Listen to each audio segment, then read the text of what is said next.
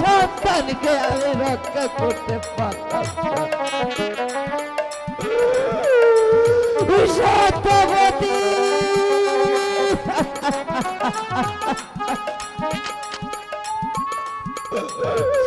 আমি শত চেষ্টা করে আদার শোনার জন্য আমি যে আজ ব্যাকুল হয়ে উঠেছি। ডাক না বাবা, শুধু একটি বার আমাকে মা বলে ডাক। না না সত্যবতী, তোর ওই সন্তান তোকে আর কখনো কোনোদিন মা বলে ডাকবে কেন না। কেন আমার সন্তান আমাকে মা বলে ডাকবে না? মহারাজের আদেশ তোর ওই সন্তানকে নিয়ে সাগর জলে ভাসিয়ে দিতে।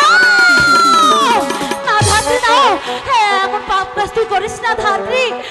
তো মায়ের জাত কেমন করে নারী হয়ে আমার বুক থেকে আমার সন্তানকে, না না আমি কিছুতেই পারবো না। তোর ওই লেখা কান্দায় আমাকে ভুললে হবে না বাবু।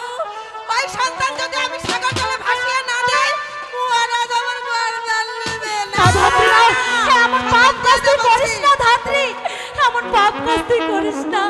আমার সন্তানকে না, সন্তান দিয়ে দে বলছি। না দেবি না, দেবি না, দেবি না। বলছি তো দেব না। কি করে নিতে হয় তাই ধাত্রীর ভালো করে জানা আছে।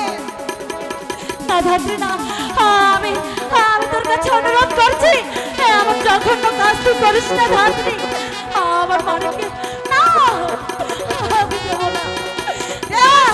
ও কি ধাত্রী রে কৃষ্ণা